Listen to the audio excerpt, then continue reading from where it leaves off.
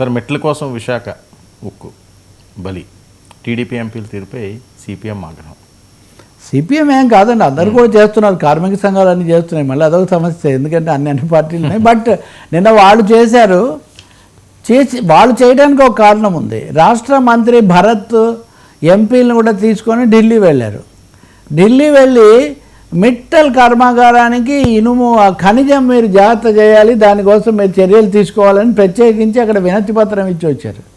మిట్టల్ ఇది తొందరగా అది రావడానికి మీరు సహకరించాలి అని. విశాఖ ఉక్కు ఫ్యాక్టరీ గురించి ఏం స్వరం పెద్దగా తీసుకోలేదు, ఇప్పటికి కూడా అదేమీ కోలుకోలేదు. రెండవది మిట్టల్కి అంతకంతకు కూడా భూములు పెంచుకుంటూ పోవటము నక్కపల్లి దగ్గర జరుగుతున్నది. దీని మీద ఒక తీవ్ర నిరసన కూడా వస్తుంటే దీన్ని ఏమాత్రం ఖాతరు చేయకుండా ఒక ప్రైవేట్ ఉక్కు ఫ్యాక్టరీకి క్యాప్టివ్ మైన్స్ సొంత గనులు కేటాయించమని చేయడానికి ఇంత హడావుడి మీకు ఏమొచ్చింది అనేది వాళ్ళు తీవ్రమైన ఆందోళన. ఇక్కడేమో వీఆర్ఎస్ అంటున్నారు, ఇంటికి పంపిస్తున్నారు, జీతాల్లో బకాయి పెడుతున్నారు, ఇచ్చిన డబ్బు కొంత సహాయం ఇచ్చిన ఇది కూడా ముడి సరుకులకే వాడాలంటున్నారు, క్యాప్టివ్ మైన్స్ ఇవ్వడం లేదు, భూములు కాపాడడం లేదు. విశాఖ ఉక్కును వదిలేసి రానటువంటి మెటల్ ఆర్సల్ మెటల్కు మీరు ఎందుకు దాని మీద శ్రద్ధ పెడుతున్నారు? మీరు చాలా అన్యాయం చేస్తున్నారు. కావాలని మెటల్ ప్రయోజనాల కోసం ప్రజలకు సంబంధించిన ఉక్కు ఫ్యాక్టరీని బలి చేస్తున్నారని నిన్న ధర్నాలు నిరసనలు అన్నీ కూడా తెలిపారు. అంతకుముందు అరెస్టులు కూడా చేశారు.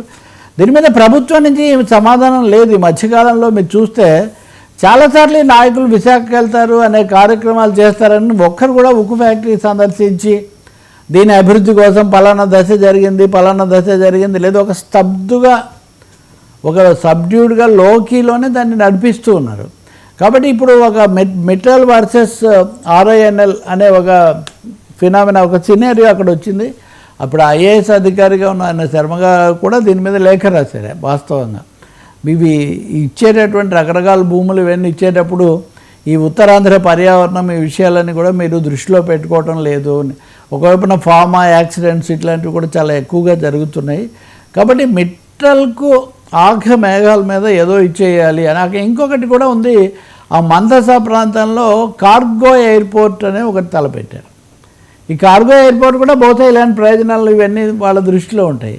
కానీ ఉత్థానం ప్రాంతం అనేది పంటలు వీటన్నిటికీ పేరు పొందిన చోట మీరు కార్గో ఎయిర్పోర్ట్లు ఇవన్నీ తెచ్చిపెట్టి పర్యావరణాన్ని పంటలను అసలు ఇందాక చెప్పిన ఆర్థిక జీవనం అనేది దెబ్బతినిపోతుంది అని ఒక తీవ్రమైన నిరసన ఉంది. జవాబులు ఏమీ రావట్లేదు వీటికి. అది అందువల్ల కార్మికుల యొక్క ఆందోళన అంతకంతకు పెరుగుతుంది. ఈ మధ్యకాలంలో ఉత్తరాంధ్రలోనే చంద్రబాబు నాయుడు తర్వాత మంత్రులు మకాం వేసి ఒప్పందాలు కుదుర్చుకున్నారు. కాఫీ కోసం పలానా వాళ్ళతో ఒప్పందం, దీనికోసం టాటాలతో ఒప్పందం, అన్ని ప్రైవేట్ ఏజెన్సీలతో ఒప్పందాలండి.